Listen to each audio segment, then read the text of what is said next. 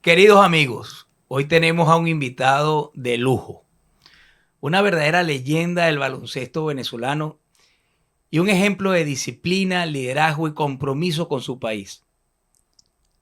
Desde muy pequeño en Katia, mostró un talento excepcional para el deporte y con esfuerzo y determinación llegó a representar a Venezuela en más de 25 competencias internacionales, incluyendo el Mundial de 1990 y los Juegos Olímpicos de Barcelona 92. Fue capitán de la selección nacional y dejó huella en la Liga Profesional de Baloncesto con equipos como Trotamundos de Carabobo, donde conquistó 5 títulos.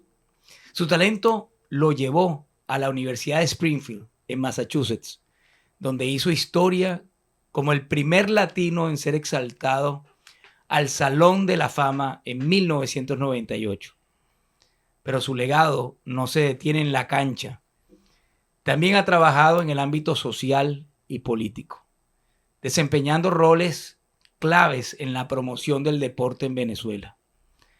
Hoy nos acompaña para compartir su historia de esfuerzo, perseverancia y reinvención. Bienvenido, Iván. Wow. Qué bella introducción, de verdad que sí. Yo siempre digo, cuando me invitan a un programa como el tuyo, digo, gracias, Señor, por darme la oportunidad de estar al lado de un hermano, al lado de una persona humana que tiene piel, tiene sangre, tiene vida. Y la llegada el día de hoy a este programa es gracias a él. Gracias, Enrique. Amén. Y gracias por esas palabras en el que el Dios Todopoderoso nos vuelve a unir en esta cancha. Sí, Señor. Todo tiene su tiempo, todo tiene su tiempo. Yo siempre digo que todos estamos en una lista. Solo Dios sabe qué se va a hacer con esa lista, cuándo Él lo va a hacer. Y el día que Él disponga, ese día hay que hacerlo. Así es. Mire, Iván, primero que nada quiero que conozcas pues que quienes nos escuchan siempre desean conocer la historia que está detrás de cada campeón. Porque hay atletas del deporte y hay atletas de la vida, pero el que persevera vence, y por eso este programa nace precisamente para que nos demos cuenta de que cuando quieres lo puedes hacer. Y tú naciste y te criaste en Katia. ¿Cómo fueron esos inicios, esa infancia tuya? Bueno, fíjate algo, ¿no? Fíjate algo. Hoy en este estudio no solamente está un campeón, aquí vemos dos campeones. Porque cada quien en su faceta de la vida, en lo que ha estado, tú también te puedes nominar como un campeón de la parte laboral que te encomendó el Señor para que la ejecutara en un estadio, en un país. Bueno, Katia fue hermoso. Katia era una época hermosa, era mucho respeto. Ahí la señora era la señora, el vecino era el vecino, el amigo era el amigo. El malo no era malo, era tremendo. Era tremendo porque a lo mejor no estudiaba, entonces decía, no, ese no estudia, ese es malo. No era malo. ¿Fuiste buen estudiante? Bueno, no, fue un estudiante regular, un estudiante que, puedo decir, sí sabía sumar, dividir, leer. Aquí tenía que mantener un promedio. Si yo no mantenía aquí en Estados Unidos un promedio, yo perdía la beca. Entonces tenía que esforzarme un poco más. Eso fue cuando te viniste para acá. Sí. Pero en Katia, ¿cómo fue esa infancia tuya? En Katia fue en el Eduardo Ron, exactamente en el edificio donde vivía, diagonal. Se le llamaban bloques porque eran los bloques de Marcos Pérez Jiménez, unos bloques espectaculares. En el apartamento nosotros tenía 2 habitaciones, la compartía una habitación con mis 2 hermanos, la otra estaba mi mamá. Después yo me iba a dormir mucho con mi mamá, yo sí lo puedo decir. ¿Qué recuerdas de tu mamá? Wow, todas las cosas bellas. De esa infancia me recuerdo que ella siempre me decía, y si el vecino le dice algo, yo lo voy a saber. Yo lo voy a saber, entonces también me respeta al vecino. Si mamá así va a ser. Y el panadero, mamá, me dio, vamos a bajar, vamos a hablar con el panadero, vamos a ver por qué el panadero le dio 5 panes y no le dio 6. ¿Usted no se comió uno en el camino? Le dije, no, mamá. Ok, perfecto. Entonces se bajaba. Era un diálogo siempre y las cosas se mantenían en el diálogo con respeto y tenían una respuesta en positivo, no agresión. Y eso me recuerdo mucho de mi mamá. Mi mamá no faltaba nunca al trabajo. Mi mamá duró ¿En qué 20. trabajaba ella? Mamá empezó como ascensorista, fíjate. Mi Ajá. mamá fue ascensorista del mismo bloque donde nosotros vivimos. Posteriormente, antes había unos cursos que este, ella tomaba y después llegó a las oficinas. Eso fue un proyecto del Banco Obrero. Posteriormente pasó al INAVIS. Y mi mamá llegó, trascendió allí. Yo vi cómo ascendió y cómo trabajó sus 25 años, llegó a su jubilación. Y era tanto lo bueno de esa jubilación, Enrique. Yo veía a mi mamá que con ese sobre que le llegaba en efectivo, un sobre, iban a la calle donde llegaba la camionetica con el señor, con todos los sobres, y ella, que llegaba primero se le entregaba su sobre, era un respeto en la fila. Y yo me recuerdo que yo leía el sobre de mi mamá y veía caja de ahorro, tiene tanto. Yo le decía, mami, ¿para qué ese fondo de la caja de ahorro? Y me decía, es que eso es para cuando usted tiene vacaciones en su colegio, yo tenga que comprar con esos ahorros los uniformes y los libros para que el primer día usted vaya con su uniforme y sus libros y se eduque bien. Entonces, Fíjate. eso me recuerda mucho de mi mamá. ¿Y heredaste tú algo que hoy mantengas, que forma parte esencial de tu vida, ese ejemplo de tu madre? Sí, claro, porque fíjate, ¿no? Fíjate algo que me gustaba hacer. Yo nunca lo hice, pero lo hizo mi esposa, lo hizo Juliet. Juliet lo hacía mucho. Ella entendía de mi crianza y de mis valores. Nosotros comprábamos los libros de mis hijas y ya Juliet para el primer día de clase, ya mis hijas tenían todos los libros forrados Ujú. del color que a ella le gustaba y me recuerdo que le ponían arriba un papel transparente para proteger su cuaderno y su libro durante todo el año. Eso Ujú. se mantuvo en el hogar. Qué bien. Sí. Ahora, el bloque tenía una cancha cerca, me imagino, porque ¿de dónde salió ese campeón? Bueno, porque antes hacían programas y proyectos que trascendieran en el tiempo y no que se acabaran a segundo. Antes no se hacían los proyectos tanto con la política, sino que ese proyecto tenía que ser seguro para el bienestar de la comunidad. Ahí nacen los parques del Consejo Venezolano del Niño, posteriormente pasaron al INAN. Cuando pasaron al INAN se perdió de nuevo la raíz del proyecto, pero en ese parque era como un centro comunitario. Ahí las madres tenían sus cursos de artesanía, cerámica, los padres los fines de semana de plomería, de ingeniería, de Ujú. electricidad. Y nosotros, los niños, los hijos de sus padres, hacíamos deporte. Yo aprendí a nadar en ese parque. Yo aprendí a jugar en ese parque de baloncesto. Y yo tenía que también aprender a respetar a los profesores y directores que estaban en ese parquecito. Entonces yo Ujú. creo que eso fue un programa muy lindo que yo creo que Venezuela tendría que remontarlo para que Ujú. de la raíz podamos sacar esos baluartes del deporte y no solamente al deporte, de la educación, de la cultura, de la parte social. ¿Y cuándo descubres la pasión por el baloncesto? Lo descubro porque, bueno, yo tenía mis pelotitas en el parque, en el parque, en el parque, en el parque, pero mi hermano Tulo era una persona muy alta, 2,6 metros, y O mi sea, mamá, todos son altos. sí, mamá era de 1,86 m, una mujer blanca, ojos azules de 1,86 m, imagínate tú, ¿no? Y pegaba duro, Me imagino. pegaba duro. Entonces, Tulo empezó a hacer un curso en el INSE. Tulo todavía no jugaba al baloncesto, pero por su estatura llegó el profesor Pedro Jiménez, que vivía a 2 bloques más abajo, y vio su talento y le dijo, no, pero tú tienes que jugar básquet. Y tú le Ujú. decías, yo creo que tú no sabías identificar entre una pelota de básquet y una Ujú. de fútbol a esa edad. Y te estoy hablando que pasaba a los 16. Y sin embargo, bueno, ahí empezó Tulo a jugar, empezó a resaltar, empezó a salir por la prensa. Y Ujú. cuando yo lo veía jugando, yo decía, me parece interesante. Yo seguí los pasos de Tulo, después, posteriormente llegaban los americanos que iban a conformar los equipos en Venezuela, iban a compartir con las comunidades con Ujú. menos recursos, y ahí yo veía cómo llegaban esos americanos a enseñar. ¿Te Y acuerdas dar cuatro... de alguno que fue como un mentor para ti? Sí, me recuerdo que tenía el afro muy alto, muy grande. Un afro de... Tú no podías. No, porque mi mamá no me lo permitía a esa edad. A esa edad no me lo permitía. Y de nombre Reggie Isler. Ajá. Jugó para un equipo Beverly Hills, me recuerdo clarito, y me agarró por la mano. Y fue hasta la comunidad donde tú estabas. Sí, Ajá. sí, jugó ahí en la comunidad, nos dio una charla. Me encantaba cómo hablaba el inglés, yo no entendía, pero lo traducía. Lo traducían, había un profesor muy, muy bueno de la comunidad, Sharin Rivas, también era profesor de inglés, traducía. Entonces yo veía todo eso y empecé a andar en ese camino. Después el parque cerraba, abría de 9 de la mañana a 12 del mediodía. Pero como yo me encantaba era ir a clase en las mañanas, yo siempre fui mañanero. Yo a las 5 de la mañana siempre me gustaba estar alerta. Y a la 1 de la tarde yo regresaba del colegio, me preparaba y abría el parque otra vez a las 3 de la tarde, hasta las 6. Y había un turno de 6 a 9, pero ya eran para personas adultas.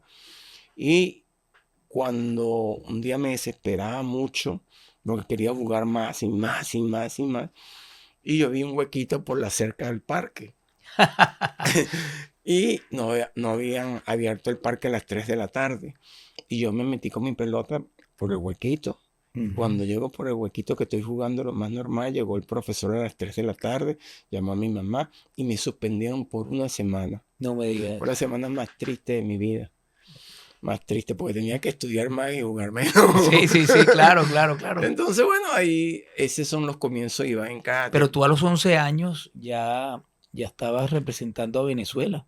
Sí, claro, porque fíjate que ahí el parque del Consejo Venezolano del Niño de Rafael Urdaneta, que era donde yo pertenecía, en Caracas habían otras instituciones del Parque Consejo Venezolano del Niño en Cútira, que es cerca de la Avenida Sucre. Estaba uno en Ciudad Tablita, había uno en Cotiza. Entonces jugamos como unos interparroquiales. Y escogieron a los 6 niños mejores de interparroquial. Entre esos 6 estuve yo. De diferentes comunidades. De diferentes comunidades. Ajá. Y fuimos a representar a Venezuela. Hicimos unos juegos nacionales, cosa que tú rescataste. Quiero que lo sepa con tu padre.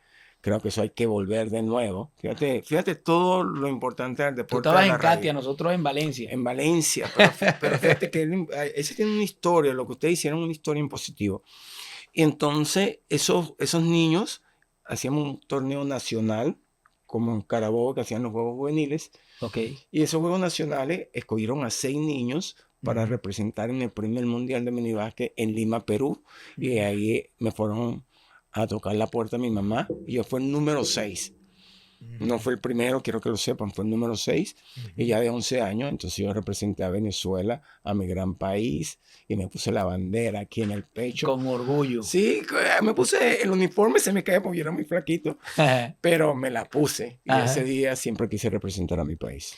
Bueno, pero tú a los 11 años ya representabas a tu país y de pronto te gradúas de bachiller. ¿Cómo vienes a los Estados Unidos? Ok, primero la etapa de bachiller, fíjate. Mi mamá en su trabajo, por eso yo te digo, era una madre emprendedora y con su trabajo podía mantener casi una familia. No en su totalidad, pero sí pagaba, mi mamá hacía su rifa y fue emprendedora. Y entonces hacía algo que se llamaba SAN. Entonces con ese SAN, con esa rifa, con ese sueldo del Banco Obrero, posteriormente el INAVIS, ella dijo, ustedes van a estudiar privado. Privado, mamá, sí. Y nos inscribió en el Colegio Sagrada Familia, en Propatria, en todo el frente de la plaza. Y ahí yo estudié primero, segundo y tercer año. Posteriormente recibo una beca para el Liceo Andrés Bello, en la Avenida México. Entonces yo me iba de la Loma de Urdaneta, me levantaba a las 4:30, hacía la cola, me montaba una camionetica que me daba en todo el frente del Fermín Toro, en el Silencio, y de ahí me iba caminando hasta el Liceo Andrés Bello en la Avenida México, y yo llegaba primero que el bebé. Y cuando el bebé me veía... ¿Cuánto tiempo de tu casa hasta allá? A esa hora no había mucho tráfico, pero si me levantaba tarde, no llegaba a la primera hora y eso era penalizado, no Sería, podía a entrar las al 4:30 colegio. salías de tu casa. Sí, a las 4:30 hacía... Y llegabas a las 6. A las 6 Hora y media, más o menos. Sí, a las 6 ya estaba porque el transporte donde yo lo tomaba ahí frente al edificio donde yo vivía, al Silencio eran 25 minutos. Y ahí iba caminando y antes de las 6 yo estaba en el Liceo Andrés Bello. Quien quiere puede, ¿verdad?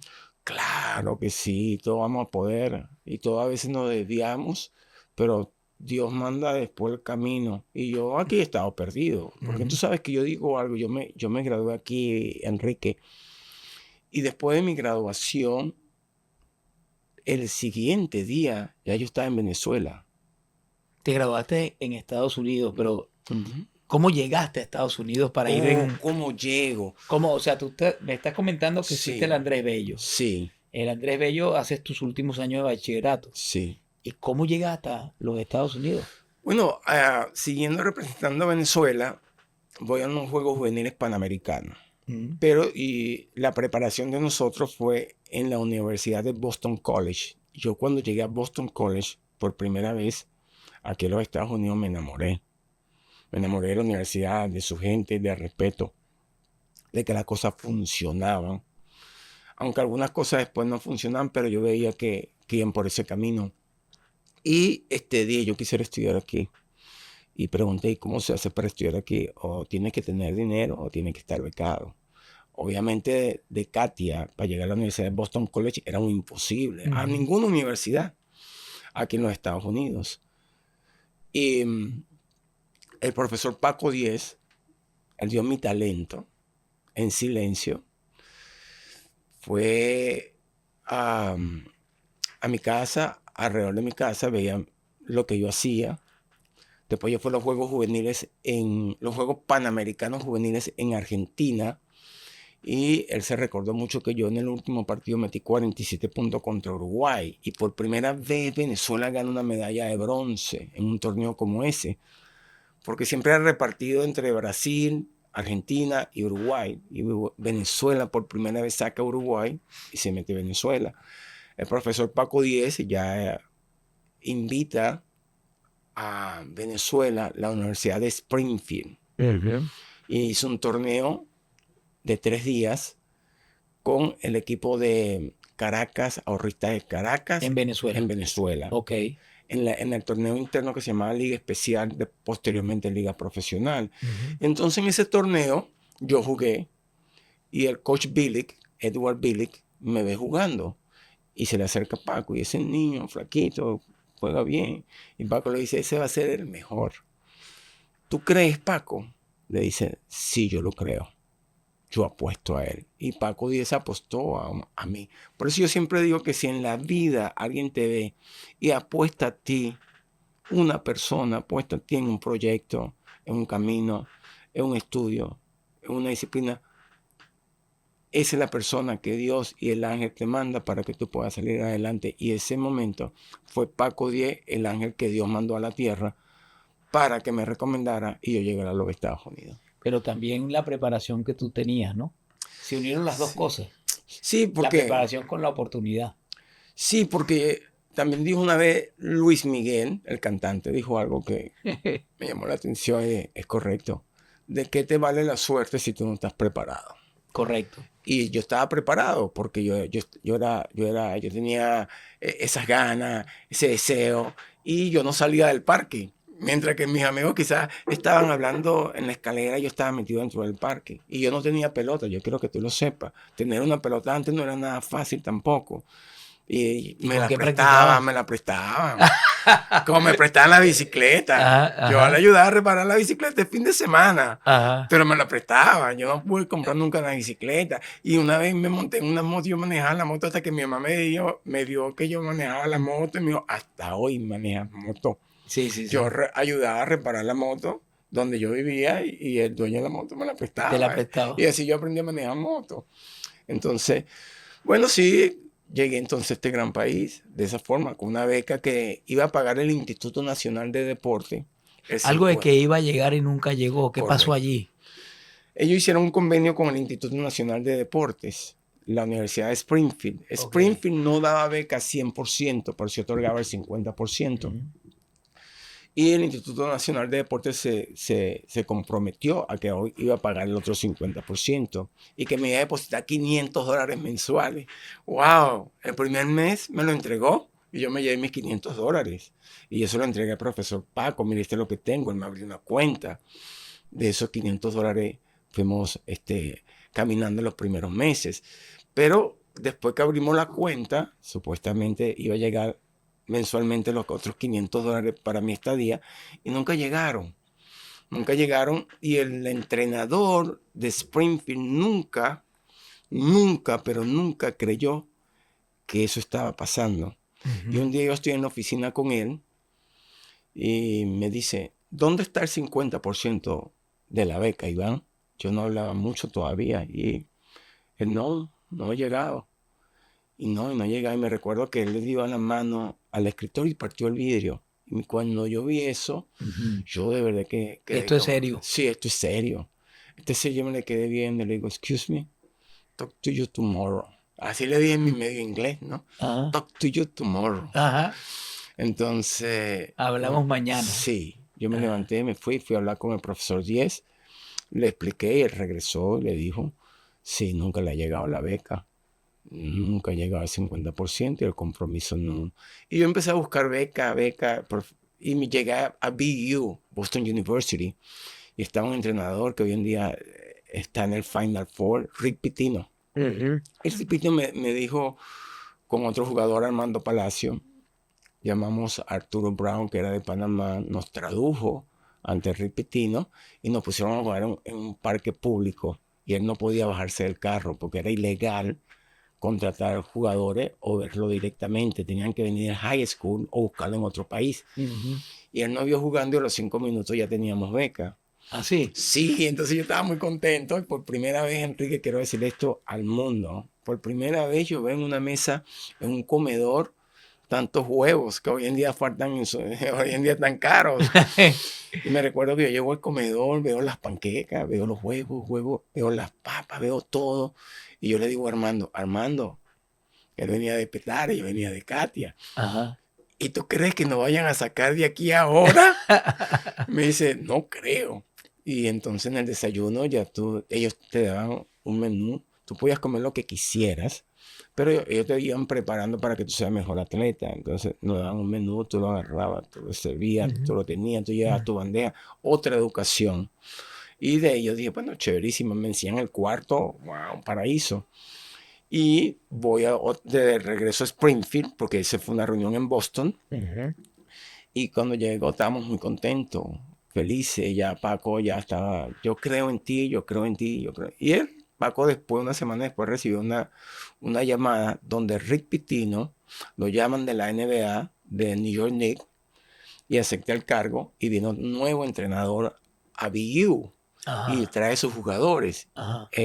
Armando Palacio e Iván Olivares quedan fuera del programa De beca. de becas. No me digas. Empieza vez de el nuevo problema. y por eso es que reinventarte de nuevo. Teníamos que reinventarnos a edad de 17, 18 años. Es decir, que de pequeños estamos reinventando con la señora Tula en Katia, con la universidad, con las becas, y ahí empieza a reinventarse Iván Olivares. Ok.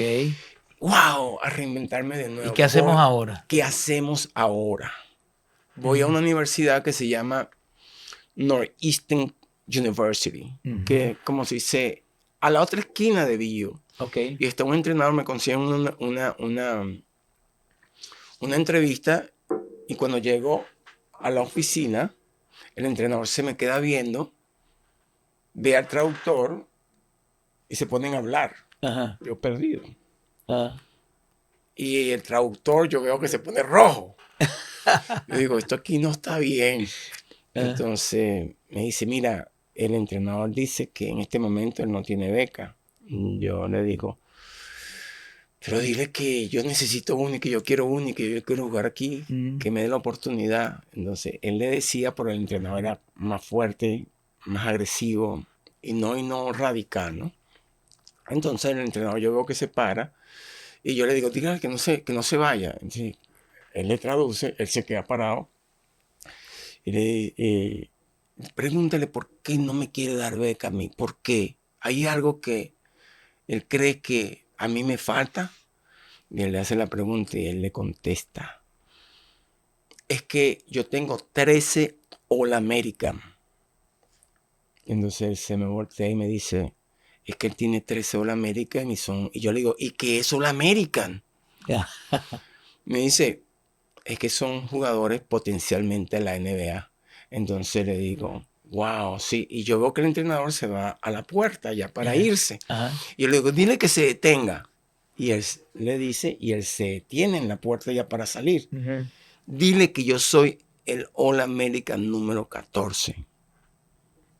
Que se lo dice, se rió y se fue. Ajá. Ok. Pero ahí no para la historia.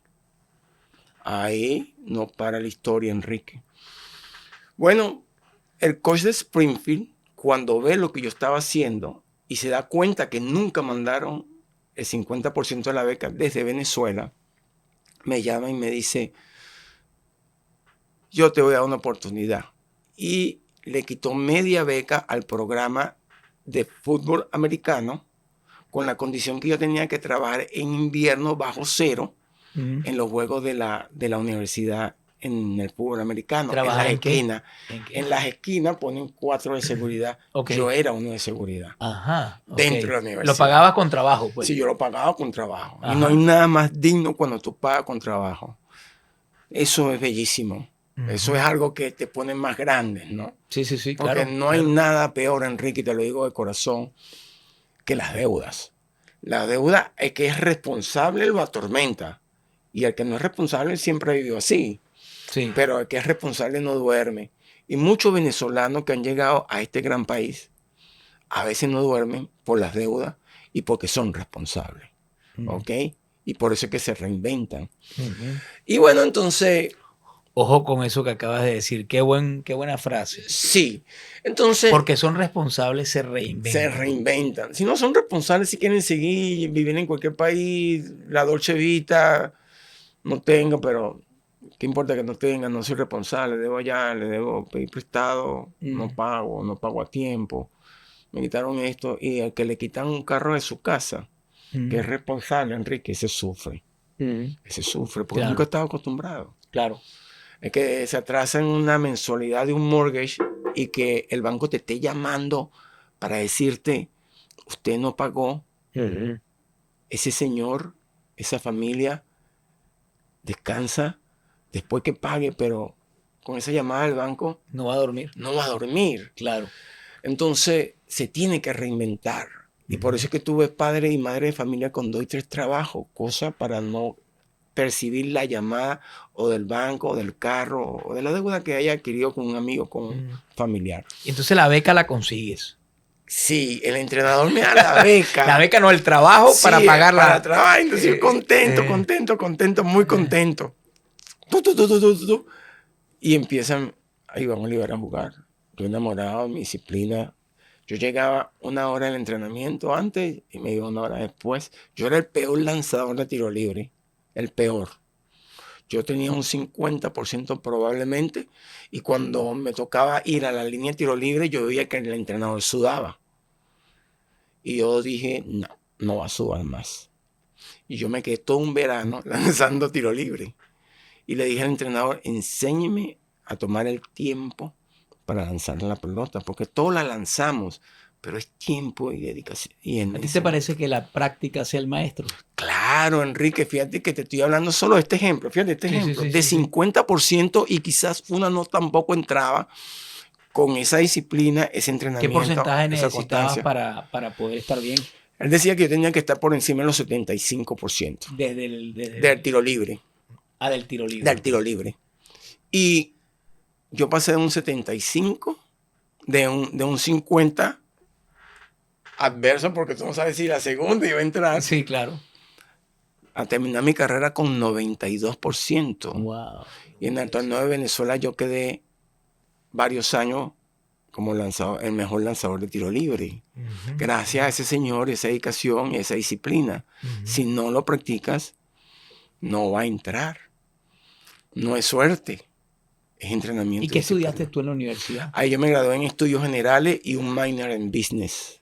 Ok. Ah, muy Sí, bien. señor, yo salí con esa carrera. O sea, administrador de negocios. Sí, señor. Entonces, bueno, aquí estamos, Enrique, hablando de reinventarnos y de que estamos pequeños nos estamos reinventando, reinventando, porque sí somos los venezolanos, pero el venezolano que siempre ha sido responsable en todas sus acciones es la única forma que pueda triunfar aquí. El que no lo va a triunfar en este gran país, porque tarde o mañana te van a agarrar. Y si no Pero estás tú hablaste, preparado, terminaste tu universidad y dices que al día siguiente ya estabas en Venezuela. yo amo Venezuela. Ajá, cuéntame. Yo, y cuando caiga este gobierno, yo voy a estar en Venezuela el otro día también. Quiero que lo sepa. Yo Qué estoy aquí bueno, qué prestado. Yo estoy bueno. aquí prestado. Yo no estoy fijo aquí. Ajá. Yo quiero decirle a todos los venezolanos, y me atrevo y te pido disculpas si de esto no íbamos a hablar. Pero es que ya yo me reinventé aquí y con todo lo que he aprendido reinventándome, lo voy a aplicar en mi gran país. Mira, Enrique, fíjate este ejemplo. Yo llegué aquí, a este país, no me lo has preguntado. Y yo decía, hay que empezar a Pero trabajar. espérate, vamos para allá, Bueno. pero no hemos llegado todavía Ok, a la liga profesional. ok, Porque ¿verdad? Iván Olivares se graduó en los Estados Unidos. ¿Verdad? Excelente, extraordinario jugador. Ujú, Al día siguiente se va a Venezuela ujú, y jugaste en 3 equipos profesionales, ujú. en Gaiteros, en Cocodrilos y en Trotamundos. Enrique, te voy a decir algo Cuéntame. para ti y para los Y venezolanos. para los que te Para están cerrar lo que escuchando. estamos hablando de la universidad. Ajá, dime. Mira esto que pasó. Ajá. Me llaman en el año 98 y me dice, Iván Olivares, sí. ¿Está sentado? Sí. Lo estamos llamando de Springfield porque usted fue aceptado al Salón de la Fama. Ok, yo me voy con mi familia, con mi mamá, mi esposa, mis hijas pequeñas, todos estamos aquí recibiendo el galardón. Y estamos todos el 98% americanos. Estaba la familia 10, que vino también a acompañarme. Estaba Robert Rodríguez, un periodista y locutor de Radio Caracas Televisión. Andamos en Limoncina, para que sepa, para que tú veas el estatus que te dan. Andar en Limoncina, viajando por Nueva York, hasta llegar a Springfield. Todo muy lindo. Cuando van a entregar el premio, mira lo que ocurre. Por eso no hay que rendirse. Y por Springfield College, el segundo más joven en la historia de recibir el premio, el Salón de la Fama de Caracas, Venezuela, y se para mi entrenador, Edward Billy, estaba hablando todo, y yo, ese niño llegó así, vivió en mi casa, pues yo viví en su casa, con la señora Jerry Billy y Darryl Billy, y era mi casa. Y de repente, cuando me van a entregar la placa, porque era así como Hollywood, apagan las luces, Ajá. venía a entregármela el preparador físico de Mac Maguire. Cuando Mac Maguire estaba dando más honrones que nunca. Imagínate. Un ex graduado de Springfield a entregarme la placa directamente. Entonces cuando él se levanta, se pone al lado mío y empieza a hablar. Yo vine hoy a entregar la placa, Iván Olivares, y lee mi historia, pero no se la voy a entregar. Y yo, bueno, me la entregará Coach Billy. Se la va a entregar una persona que estuvimos hablando ayer. Ayer estuvimos más de 160 entrenadores y escuchamos la historia de Iván Olivares. Y hay alguien que se la va a entregar por mí. Yo le cedí el puesto. Entonces, ponen la luz, viene caminando alguien de fondo. Yo no lo reconocía. Se pone al lado mío y empieza a hablar. Y cuando empieza a hablar, yo me dice la historia. Una vez vino a una oficina un joven muy flaco. Era tan flaco que lo comparé con un lápiz. Y me dijo que era basquetbolista y vino a buscar beca. Y yo me reí, me levanté, lo humillé. Salí, lo dejé solo en el escritorio. Y me dio estas palabras. Que él iba a ser el All American número 14. Y yo me fui riendo. Y Imagínate. decía, y ese flaco que parece un lápiz va a ser All American y extranjero. Y en la reunión de 160 entrenadores, yo pedí que yo quería entregar esta placa para pedirle disculpas personalmente, y quiero decirle a todos los entrenadores que cuando llegue un joven obrero sin cuerpo, sin físico, y diga yo quiero jugar, quiero ganar, quiero ser parte de este equipo, no lo dejen ir, porque va a ser un All American y me entrega la placa. Es una historia muy linda, y cuando yo te digo a ti reinventarte, yo también me estoy reinventando, Enrique, por favor, yo también me estoy reinventando. ¿Y cómo no reinventarme hasta llegar a dar con lo que yo sé? Yo no puedo ser político en este país. Tú me enseñaste a ser político con tu padre. Ustedes son mis mentores en la política y yo llevo esa disciplina.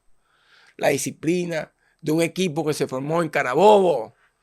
Y todo el país no conocía a tu papá, ni te conocía a ti, pero conocía la trayectoria de ese equipo que estaba trabajando para que un Estado fuera mejor. Y cuando tu padre se lanzó a presidente, tu padre no lo reconocían tanto como la obra, y la obra iba a llevar a tu padre a ser presidente. Esa es la realidad de todo esto, Enrique. Entonces, la obra no era el pendón ni la valla con la cara de tu padre. Claro que sí, alguna oportunidad tenía que existir, pero lo que se veía en esa valla y lo que se veía en ese pendón era el sol del proyecto, no la cara tuya ni la cara de tu padre. Ese es el proyecto que los políticos tienen que hacer y no tanta politiquería. Ahorita todo, yo veía, Dios mío, en estas campañas que han pasado, yo decía, pero Dios mío, pero qué país de primera. Este no es el primer país del mundo, decía yo. Una Venezuela tan linda, tan hermosa, pero pura politiquería. No se hacen las cosas como se tenían que hacer en ese nacimiento. Cuando yo llegué a Barinas, en los Juegos Juveniles, yo escuchaba, Enrique, y me estoy desviando un poco, pero yo escuchaba porque estoy emocionado. Yo escuchaba a esos juveniles que tenían 14, 15, 16 años, y de los juveniles de otros estados que todos querían estar en Carabobo, porque eran ciudadanos de primera, no de quinta. Y así como en el deporte, también he escuchado, ahí está un señor que está acá, es una anécdota muy linda. Yo, José Manrique, estuve en Barinas angustiado por la salud de mi sobrino, y la única fórmula que se pudo salvar es porque me recomendaron que vaya a Salud Carabobo. Y en Salud Carabobo, ustedes nos preguntaron, ¿de dónde usted de Barinas? No, usted no puede llegar. No, abierta la puerta y lo atendió el director. Esa anécdota tú la has escuchado. Entonces, esa es la política que hay que hacer. Y ustedes son mentores de la política de este señor que está sentado hoy aquí. Quiero que ya llegaremos a la política, Sí. aun cuando su consigna no Y está. disculpa que me emocione, No te pero también preocupes. tengo que reconocer la persona que tengo al frente, porque no solamente es el deporte, ustedes también tuvieron que reinventarse, porque cuando ustedes llegaron quizá la política los abarcó y querían que funcionara de esa forma, tuvieron que reinventarse para llegar a lo que hicieron, al éxito. Recuérdate que la consigna era la mejor política deportiva es hacer deporte sin política. Sin política. Sí, Y señor. Y eso logró. fue lo que empujó toda esa gestión en favor de la juventud Y se carabobeña. logró. Y se logró. Ahora, tú llegas a Venezuela al día siguiente y comienzas una carrera extraordinaria como profesional del baloncesto, una verdadera referencia para todos nosotros que veíamos a Iván Olivares, bueno, que era nuestro ídolo, pues. Cuéntanos, ¿cómo fue esa vida profesional? Bueno, llego, y fíjate algo, ¿no? Llego a Venezuela un año después, voy a trabajar lo que aprendí aquí, y fui auditor financiero en Pequibé Morón por 2 años. Imagínate tú. Por 2 años. Y después yo tenía esa disyuntiva. Tenías el deporte y la profesión. Y la profesión. Ajá. Entonces yo no lo veía quién pagaba más, sino que da más seguridad para mi familia. Eso es lo que yo siempre he pensado y siempre he tenido en mente. Entonces ponía eso en la balanza. Y un día me agarra el director de Pequibén y me dice, no pierdas el deporte, pero tampoco pierdes este trabajo. Entonces, ¿qué hacer? ¿Qué hacer? Me dice, bueno, sencillo. Aquí tú vas a trabajar este día, y estos días tú vas a entrenar. Oye, qué bien. Y vas a tratar de que el deporte vaya más allá por tu país que tanto lo defiende y que el deporte sepa que nosotros también te defendemos. Mira, así fue. Así tuve 2 años en Pequibén hasta que llegó un momento que dije, no, aquí hay que dedicarle más tiempo y me fui al profesional más tranquilo y me dediqué al deporte más tiempo en Carabobo. Y le diste 5 títulos al Trotamundos, y era su capitán, ¿no? Sí, ahí tuvimos años de gloria. Fueron los años de gloria en todo el estado de Carabobo. El estado de Carabobo respiró todo, deporte juvenil. Nace el deporte juvenil porque el deporte juvenil estaba muerto. Nosotros recibíamos de ese proyecto que nace de ustedes, recibíamos jugadores también que probamos dentro del Trotamundo. Sabe que el Trotamundo se iba a mantener, era una escuela de futuro, no era una escuela estancada. Y ahí me quedé, ahí le dimos 5 títulos nacional y 2 títulos internacional. Pero lo bello de esto era que cuando nosotros ya viajábamos fuera de Carabobo a otros países ya reconocían al Trotamundos. Entonces no iban a ver jugar a nosotros, ¿no? El Trotamundo de Venezuela, porque estábamos por encima de Brasil en ese momento. Y quitarle a Brasil ese legado que tanto tenía por tantos años era muy difícil, porque tenían jugadores exitosos, muy profesionales. Y nosotros veníamos de un baloncesto análogo prácticamente a lo que estamos viendo hoy en día, digital, 4K, 5K, en podcast, y nosotros ya estamos con la radio AM enchufados, hablando de básquet y nadie cree en nosotros. Es verdad. Entonces, después que esta trayectoria de jugadores, empezamos a tocar los Estados Unidos, nos llevamos la formación integral y empezamos a triunfar y a dar lo que nosotros aprendimos en este Y las país. Olimpiadas de Barcelona, cuéntanos de ellas. Bueno, ¿Tienes anécdotas? claro. Porque eso, me imagino que ese es el Claro. sueño de Como- todo atleta, participar en las Olimpiadas. Qué Ahí, bueno, hay muchas cosas, ¿no? Hay Ujú. muchas cosas. Hay muchas cosas que pasan en las Olimpiadas. Ahí salen muchas personas que se casan. ¿Ah, sí? Sí, ahí los atletas, por ejemplo, yo veía a Boris Becker sentado en la misma mesa comiendo conmigo. Ya venía de un profesional y ganando mucho dinero y yo lo veía ahí. Y él me veía con mucho respeto porque él sabía que ahí nada se compra. Ahí no se compran las voluntades. Ahí tú te lo tienes que ganar. Todo es por mérito. Todo es por mérito. Tú tienes que llegar, ¿viste? Un suramericano, antiguamente era unos bolivarianos, suramericanos, después suramericanos, unos panamericanos, un preolímpico, una Copa América, y después del preolímpico tú tienes que entrar entre los 3 primeros. Cuando todo el mundo nos llevaba a nosotros años luces dentro de esa disciplina, nosotros pudimos quitarle un puesto para llegar a las Olimpiadas. Ujú. Y de hecho hay una serie en Netflix, que quiero que la vean, salió hace poco, cómo se preparó el equipo de Estados Unidos, siendo ya campeones, siendo ya en la élite del deporte. Ellos no perdieron tiempo, ellos se fueron, se concentraron, mantuvieron su disciplina y se fueron a Mónaco. Se fueron a su familia, estuvieron todos allá, se prepararon para ganar una medalla de oro para su país. Y ¿Cómo nosotros, se llama la película? no es The Last Dance, este salió hace poco, no recuerdo su nombre, iCloud. Sí, sale Stephen Curry en Netflix Ok. y sale como, creo que se llama iCloud. iCloud. Sí, ok. creo que se llama así, Enrique. Ok. Y ahí te dice cómo fue la preparación de todos ellos, aun cuando ellos ya estaban en la élite del baloncesto, no podían perder el tiempo pensando que se le podía ir la medalla de oro. Y nosotros estamos en el Hotel Micoti, en Maracay, Ah, con una estrella que se la llevó el viento, y siempre lo digo, ah. las habitaciones sin toallas, teníamos que llevar las toallas personales porque las toallas no eran las adecuadas para tener nuestra propia higiene, una alimentación que no era acorde para un atleta de alta competencia, pero ya como Y con nosotros, todo y eso llegamos a la claro, Olimpiada. y nos preparábamos, Enrique, con el equipo de la aviación, imagínate tú en Maracay, mientras que México preparó a su equipo y a su familia también en Mónaco, gastando más de $1 millón para ganar un cupo a las Olimpiadas del 92. Y nosotros, desde Maracay, ¿cómo le podemos ganar y sacar a México, a Canadá y entrar nosotros?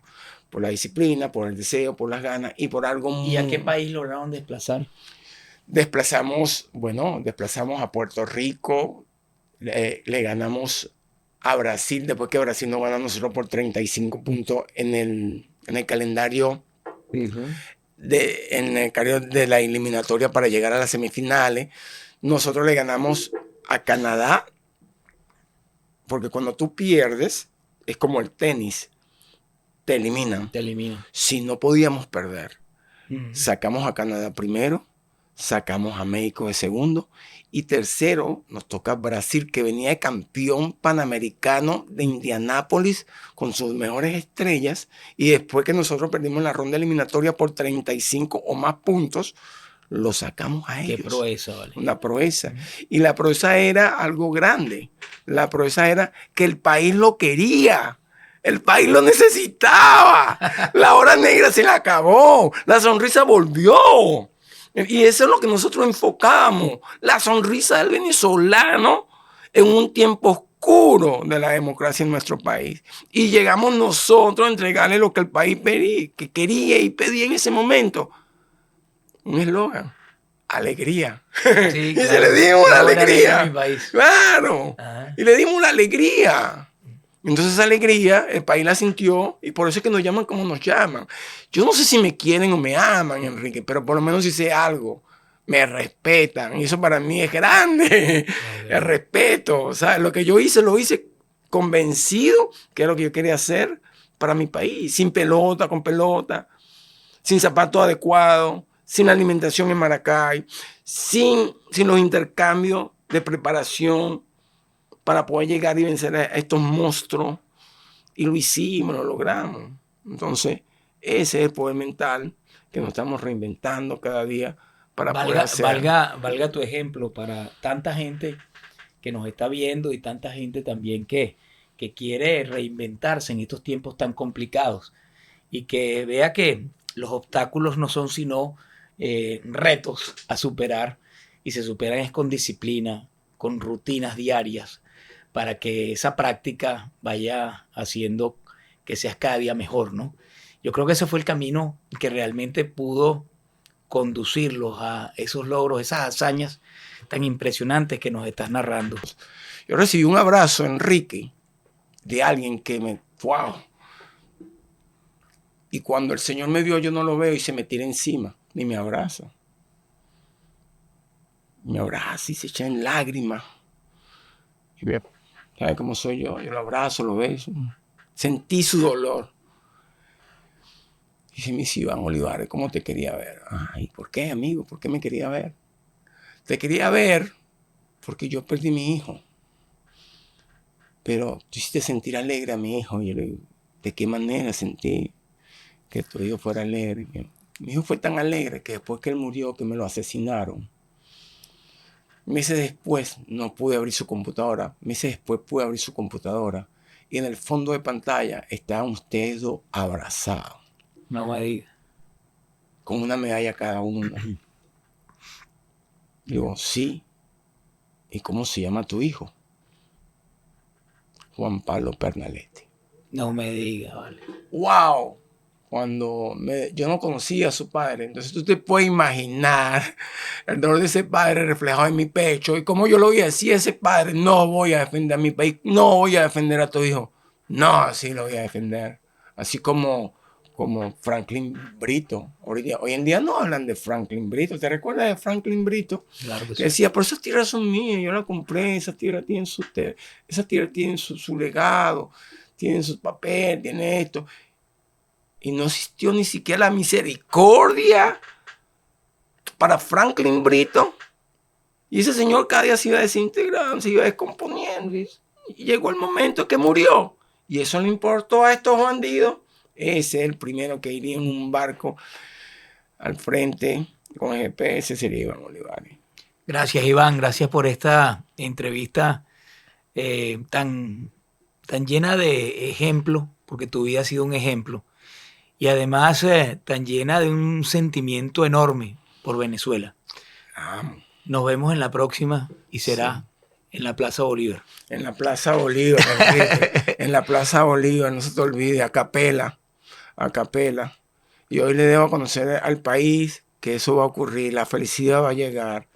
Amén, que así sea. ya no creemos en nosotros que nos vamos a montar en ese barco, como nos vamos a montar en este barco de emprendedores, mira, como estas personas Dale, que se están chécale. reinventando. Gracias por todo. ¿Ah? Gracias, Enrique, Gracias a ustedes. Espero que hayan disfrutado esta entrevista, esta conversación, que ha sido realmente emocionante en momentos. Y gracias por tus palabras y sobre todo con soñar con esa Venezuela grande que todos queremos ver. Claro que sí, gracias. Saludos Un a gran todos. abrazo a todos. Gracias.